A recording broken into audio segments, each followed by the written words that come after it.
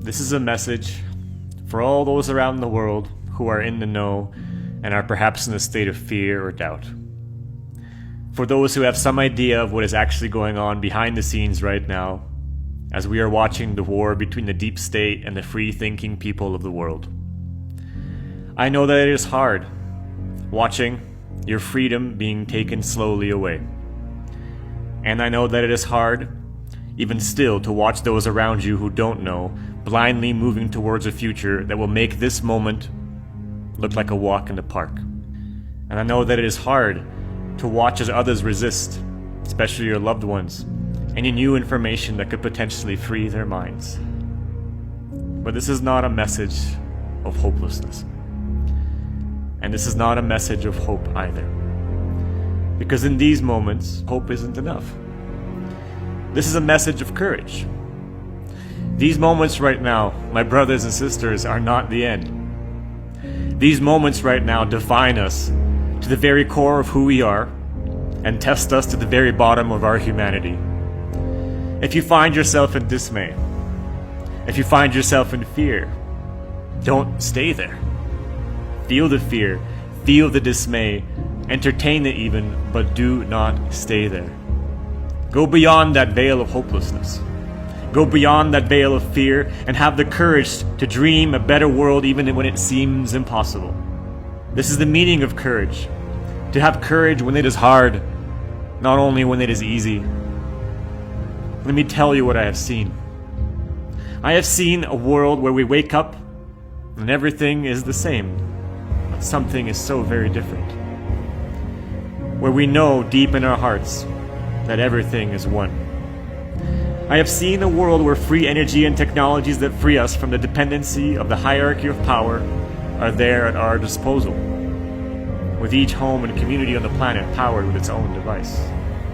I have seen a world where we travel freely through the skies, not on airplanes, but on craft with engines that can manipulate gravity in the very fabric of space and time to take us to the stars. Families and communities uniting together in the name of freedom of thought and the development and emergence of source consciousness. A world where the known cures for disease are finally out in the open, accepted and investigated, coveted and protected, instead of being shunned and ignored. A world where the real healers and medicine of this planet are invited and honored, instead of violated, imprisoned, and murdered. A world where the word of the day isn't just, "Hey, how are you?" but "Hi, how can I serve you? Tell me the vision in your heart and maybe we can create it together." A world that worships not actors, not Hollywood, not possessions, not competition, but compassion and one another. And that is what I hold with my heart. And that is what I share with you here today through these words. And the conviction that this is possible and that we are not moving away from this vision right now, because I know you too have the same vision in your heart and I know you too have dared to dream it in this life. We are moving to it closer now, closer than ever. You have to realize and remember that the night is always darkest before the dawn. And that the closer you move to a breakthrough, the stronger the forces that push you away from it always are. And remember that 99% of all people quit right before the finish line. This is where the battle is won, inside of our minds and inside of our hearts, not out there in the field. So if you're wondering what to do right now, what action you can take, the most important thing that you can do right now is to be stronger than ever within yourself. This is not a time to idly hide in the darkness, to wait for things to wash over so you can go back to work. Because that's not going to happen. We are not going to go back to the world the way it was. One way or another, it's going to be completely different. And how that world is going to look is entirely up to you and all of us together. This is a time to step into your light, stronger than ever. This is a time to speak your truth. This is a time to step into your gifts and to be of service to others. This is a time not to entertain fear and hopelessness, but to burn brighter than ever, to take bold risks, even if it means discrimination, even if it means risking your reputation. This is a time to do that thing that you've always been afraid to do. Because what is being used against us in this very moment is our inability to deal with our relationship to fear itself, and our inability to deal with our relationship to the fear of death.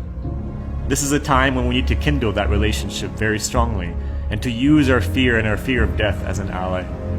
An ally to teach us how to stay strong, even in the presence of these extremely powerful sensations. For we are immortal beings, capable of creating so much more than we've ever been told. We are capable of creating a world of peace, a world operated by our own consciousness that is free and limitless, where we are free to finally bring forth the technologies and ideas that will solve the greatest problems facing humanity, and so much more. So my brothers and my sisters, if you're feeling afraid, if you're feeling doubt and anxiety, please know that these feelings are mainly just an attempt to budge us ever so slightly into an alternate timeline. But only as long as we entertain it. So feel the fear, feel the anxiety, but know that you are not that. You are not this feeling. You are not this mind, you are not this body, you are so much more.